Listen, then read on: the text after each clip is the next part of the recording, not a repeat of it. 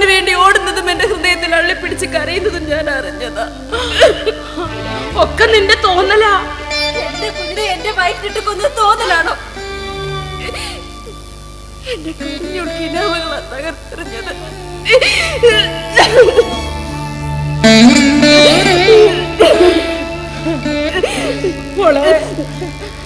മാതാപിതാക്കൾ ഒന്നിച്ചു കാണുന്ന സ്വപ്നത്തിന്റെ പേരാ മക്കളെ കുഞ്ഞെന്ന്.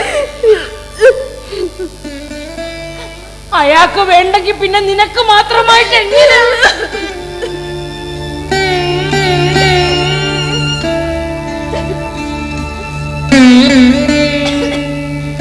ഉറങ്ങാതെ നിലവിളിച്ചും എന്തെങ്കിലും വരുത്തി വെക്കുവോ? സ്നേഹവും കരുതലുമായി ഒപ്പം നിന്നതാ അമ്മ ചെയ്യുന്ന തെറ്റ്. മോളെ കല്യാണം കഴിച്ചപ്പോ ഒരു മകള് പോയിന്നല്ല, ഒരു മകനെ കൂടി കിട്ടിയെന്ന് സന്തോഷിച്ചു. ജീവിതം കൊണ്ട് നേടിയ നിധി അത് കാക്കാമെന്ന ഭൂതം. സ്നേഹം ഒരു ശല്യമാണെന്നൊക്കെ വിധിക്കുക. ദൈവമേ, നമുക്ക് നമ്മുടെ വീട്ടിൽ പോവാമേ. ഇതാ മോളെ നിന്റെ വീട്. എനിക്ക് ഉറങ്ങാൻ കഴിയുന്നില്ല. കണ്ണടയ്ക്കുമ്പോ ഒരു കുഞ്ഞു വാവ എന്റെ ബോധത്തെ ചവിട്ടി മെതിക്കുന്നു. ഇവിടെ നിന്നാൽ എനിക്ക് ഭ്രാന്ത് പിടിക്കും. നമുക്ക് നമ്മുടെ വീട്ടിൽ പോവാമേ. ഇവിടുന്ന് ഒരു മാറ്റം വേണം എനിക്ക്. അമ്മ പ്ലീസ്, ഇല്ലെങ്കിൽ എനിക്ക് ഭ്രാന്തായി പോവും.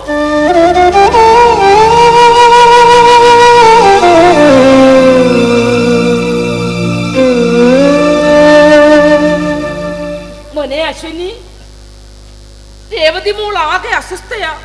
ഉറങ്ങുന്നില്ല, ഭക്ഷണം കഴിക്കുന്നില്ല, പിച്ചും പേയും പറയുന്നത് പോലെ. സ്വപ്നലോകത്ത് ജീവിക്കുന്ന പൈങ്കിളി മനസ്സുള്ള ചില പെൺകുട്ടികളിൽ അങ്ങനെയൊക്കെ സംഭവിക്കാം. അമ്മ അവളെ കൊണ്ടുപോയി ഒരു സൈക്കാട്രിസ്റ്റിനെ കാണിക്കുക. ഒരു കൗൺസിലിംഗിൽ എല്ലാം ശരിയാവും. മോനെ, ഇപ്പൊ ഒരു ഭാര്യ ആഗ്രഹിക്കുന്നത് ഭർത്താവിന്റെ സ്നേഹത്തോടുള്ള കെയറാണ്, ഒരു സാന്ത്വനപ്പെടുത്തൽ, ചില നല്ല വാക്കുകൾ. അത്തരം പൈങ്കിളി ഏർപ്പാടിനൊന്നും എനിക്ക് സമയമില്ല. ഞാനൊരു കമ്പനിയിലെ ഉന്നതമായ പോസ്റ്റ് ജോലി ചെയ്യുന്നവനാ. മാതാപിതാക്കളെ പറ്റി ബോധമില്ലാത്തവരാ മക്കളെ സ്നേഹം പൈകിളിയാണെന്നൊക്കെ പറയുന്നത്. അതൊന്നും എന്നെ പഠിപ്പിക്കണ്ട. കൊല്ലപ്പെട്ട കുഞ്ഞിന്റെ നിലവിളി അവളുടെ ഉറക്കത്തെ കെടുത്തുക. ഈ ലോകത്ത് അബോർഷൻ നടത്തുന്ന ആദ്യത്തെ അവസാനത്തെ പെണ്ണല്ല നിങ്ങളുടെ മോള്. വന്ന് കേറുന്നതിന് മുമ്പ് മോൾ അമ്മയാകണമെന്ന് നിങ്ങൾക്ക് എല്ലാവരും നിർബന്ധം.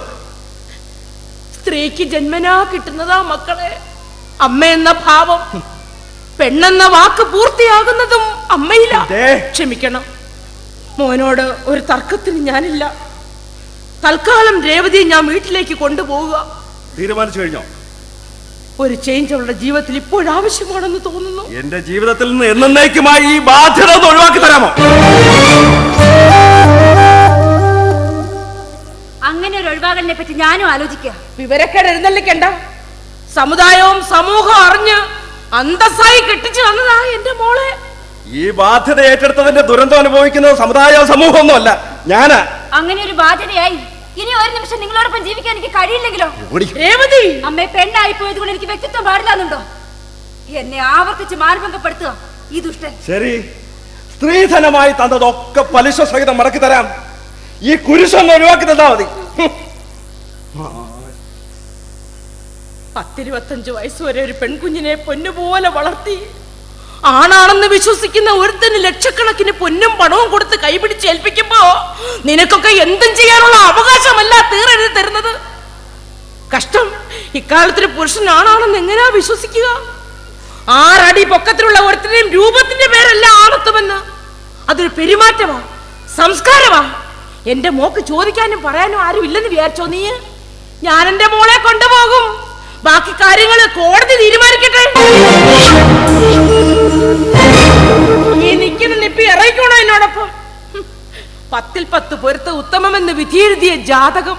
പക്ഷെ നിങ്ങളുടെ ജീവിതത്തിൽ ഇക്കഴിഞ്ഞ ഒരു വർഷത്തിന്റെ ഒരു പൊരുത്തവും ഞാൻ കണ്ടില്ല. ഇപ്പോ രണ്ടാളിന് പൊരുത്തമുണ്ട്. പിരിയണമെന്ന കാര്യത്തിൽ മാത്രം പിരിയുക. അമ്മേ, ഈ താലി കോടതി തീരുമാനിക്കും. കോടതി ഇവനോടൊരു നിയമയുദ്ധമെങ്കിലും ജയിക്കട്ടെ നമ്മൾ. പാടി